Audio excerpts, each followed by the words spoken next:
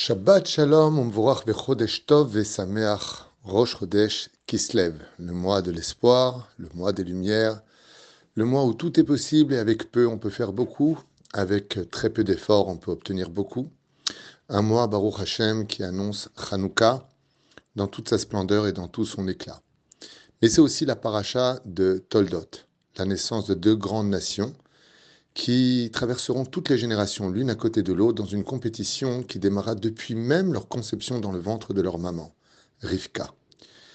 Dans cette paracha qui nous parle de la naissance de Yaakov, de Esav, du partage des mondes, de la vente du droit d'aînesse, de la bénédiction qu'il prendra et de la fuite par la suite sur le conseil de ses parents, Yaakov partira chercher épouse, un homme des champs face à un homme des tentes, un homme qui étudie la Torah face à un homme qui vit uniquement dans le profane, dans tous les plaisirs du monde matériel, pensant qu'il n'y a pas de vie après la mort. Buvons, mangeons, tuons, faisons ce que nous avons à faire, car demain nous mourrons. C'était la devise principale de Esav. Ce qu'il y a de curieux dans cette paracha, c'est le comportement de Rivka quand elle est enceinte. Voilà que 20 ans plus tard, enfin, elle tombe enceinte. Et Rashi, comme l'explique d'ailleurs le Midrash lui-même, quand elle passe près d'une maison d'études, eh bien, ça se bat à l'intérieur de son ventre, comme si que quelqu'un voulait sortir. Et quand elle passe devant une maison d'idolâtrie ou une maison interdite pour la moralité juive, eh bien, ça se bat de l'intérieur, comme si que quelqu'un voulait absolument descendre et elle souffre amèrement. Le verset dans la Torah nous dit Vatelech Rivka lidrosh et Hashem. Rivka souffre tellement qu'elle dit à Dieu, Lama lisé asali Elohim, pourquoi tu m'as fait une chose pareille? J'ai tellement prié et attendu, tellement espéré de tomber enceinte. Mais les souffrances sont si grandes que je le regrette. À cause de la phrase qu'elle dira, Lama lisé, zé, ça veut dire, pourquoi Dieu m'a fait ça? Zé. Zaïn, ça fait 7, He, ça fait 5 dans la Gematria. 12. Rivka dit, si je dois tomber enceinte des 12 tribus pour souffrir autant, j'y renonce. Et Dieu exaucera Rivka, puisqu'il faudra 4 autres matrices pour mettre au monde les 12 tribus, Rachel, Léa, Zilpa et Bila. En attendant, Rivka se pose une question. Pourquoi je souffre autant? Quelle faute ai-je commis alors que je n'ai jamais fauté de ma vie? Pourquoi une telle souffrance pour tomber enceinte? Suis-je si dramatique aux yeux de Dieu pour avoir si mal? Alors elle va poser des questions. Hachem et Ever. Elle va poser des questions aux deux plus grands éminents rabbins de cette époque. Et Chazal dit d'ailleurs, pourquoi elle ne pose pas la question à son mari? La réponse est magnifique. Chazal dit, comme l'explique Rabbi Yehuda Tzadka, que Rivka savait que son mari étudiait la Torah et que, comme on le voit au début de cette paracha où Yitzhak va prier pour Rivka, et Rivka prie pour Yitzhak, elle a dit, si je dis à mon mari que je souffre, il va s'inquiéter pour moi et ne sera plus assez concentré dans l'étude de la Torah. Je ne serai jamais un obstacle à l'élévation spirituelle de mon mari. Alors je vais cacher ma douleur et me renseigner ailleurs de telle façon à ce que mon mari puisse étudier sereinement pensant que tout va bien. Je cacherai les problèmes pour embellir son étude. Quelle femme élogieuse était Mamash Rivka. Mais ce qu'il y a de très important, c'est la réponse. Qu'est-ce que lui disent à ce moment-là Shem et Ever, selon le Midrash, à Rivka? Shne goim bibitner, comme le dit d'ailleurs elle-même la Torah. Tu as deux nations en ton sein. Le grand servira le plus jeune. Et patati patata. Et Rivka s'en va. Bizarrement, et ce contre toute attente, jusqu'à l'accouchement, on ne parle plus du tout des douleurs de Rivka.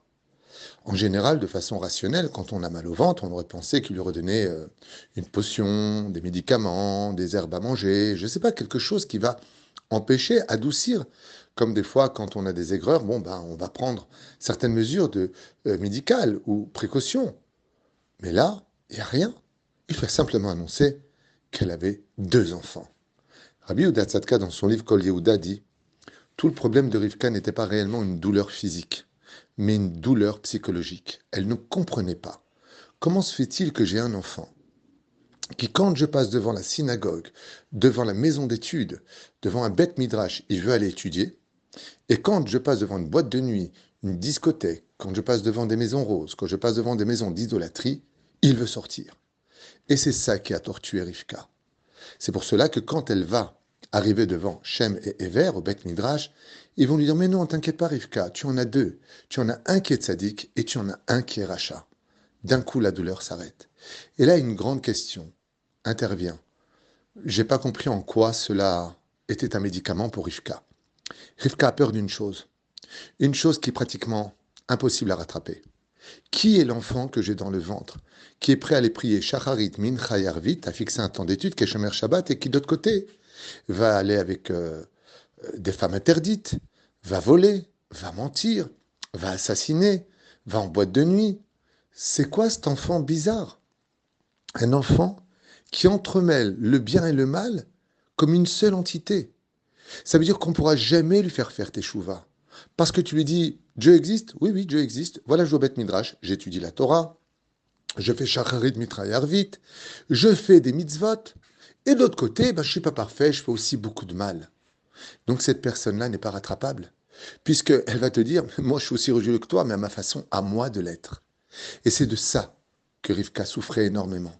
Quelqu'un qui est rachat, on peut le ramener à la Torah, parce qu'on lui montre la lumière face à son obscurité.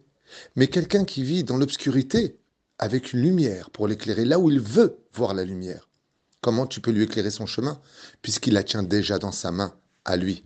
Yadaim Yede Esav, les mains de Esav, tenait sa propre lumière. Et c'est ce qui a fait le plus de mal à Rivka. Rivka a dit, comment je puis mettre au monde un enfant qui pratique la Torah et les mitzvot, et de l'autre côté, qui se conduit comme un brigand, comme un gangster, comme un arnaqueur, comme un serviteur du Satan. Comment puis-je le récupérer? Et c'est ce qui a tortué, au point de dire, si c'est ça les enfants que je dois apporter au monde et que le challenge que je dois avoir dans l'éducation, c'est de ramener un enfant qui est parvé dans sa façon d'être, de façon idéologique, eh bien, je n'y arriverai pas. Il est pratiquement impossible de le ramener à la Torah. Alors bien sûr, on va dire, mais attends, je ne comprends pas, quand on fait tchouva, doucement, doucement dans la vie. C'est vrai, mais pas de façon idéologique. Sinon, ça devient du réformisme, ou du libéral, ou du conservatif. C'est-à-dire que on va rentrer dans un système où, non, moi j'accepte cette loi-là, non, pour moi, ça c'est pas bon. Si c'est vécu de façon idéologique, alors tout s'arrête. Mais qu'on prenne son temps dans l'évolution de la teshuva, pour monter à son rythme, doucement, doucement. Chaque palier du Har Sinaï pour rejoindre la Torah, karvan la Torah, de se rapprocher de la Torah. Alors effectivement, quand on fait tchouva, eh bien on prendra son temps. On va aller à la synagogue le Shabbat et puis la semaine, on va aller en boîte de nuit. C'est pas de cela dont avait peur Rivka, car ça c'est une évolution dans la Teshuvah. Mais de quoi a-t-elle eu peur?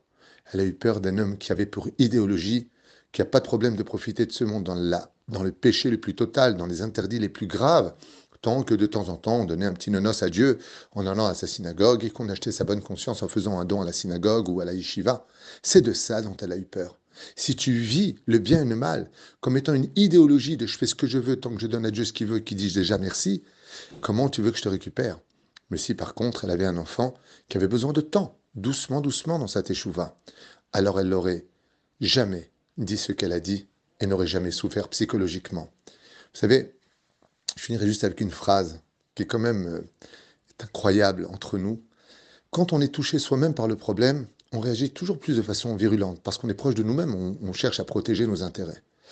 Ça me rappelle l'histoire de cet homme qui a épousé une femme dont il était amoureux, selon lui, et sa femme lui a tout donné. Sa confiance, elle a posé sa tête sur ses épaules, elle a toujours soutenu. Et voilà qu'elle découvre qu'un jour, Chas Shalom, eh bien, il a une maîtresse. Et elle vient lui dire, mais comment tu m'as fait une chose pareille? Comment tu peux me tromper? Comment j'ai mis ma confiance en toi? Et il lui répondra à ce moment-là, eh oh, oh, oh, tu te calmes. Avant de te connaître, j'allais avec des femmes et j'étais un homme libre. Doucement, doucement. C'est pas parce que je suis marié que je dois être en prison. À ce moment-là, la femme se met dans un état de colère noire et lui dit, mais se marier, c'est prendre ses responsabilités. Ainsi, dans la vie est la teshuva. Quand on rentre dans la teshuva, c'est un mariage. Tout comme on n'aimerait pas, en tant qu'époux, en tant que femme, être trompé par l'autre, que ce soit avec une autre personne ou sur un problème de confiance financière ou autre, eh bien, d'un coup, on dira, mais si moi je me suis engagé vis-à-vis de toi, pourquoi toi tu vas voir ailleurs? Pourquoi tu me trahis? Et nous, on répond, hé, doucement, doucement, hein, c'est pas parce que je me suis marié que je vais plus au club avec mes copains, que je vais plus en vacances seul avec mes copains. Baba, t'es marié, t'as des responsabilités, tu as des engagements, tu t'es engagé. Ainsi, Rivka vient nous enseigner que quand on s'engage sur le chemin de la Torah, même si on doit prendre son temps, n'oublions pas que tout comme nous, on ne serait pas heureux, ni épanoui dans notre vie de couple, si on disait à notre conjoint, laisse-moi le temps, j'ai besoin de m'absenter encore 3, 4 jours par semaine avec mes copains, parce que j'ai pas envie d'être prisonnier à la maison. Si tu étais une femme, comment tu réagirais? Dis-moi alors, pareil, dans ce cas-là, on est des colocataires. La réponse, c'est la même que Dieu nous donne. Tout comme vous n'aimeriez pas que vous soyez soldés dans votre confiance et dans l'amour que vous portez à l'autre. De la même façon, la Shrina dit « Et moi, non ».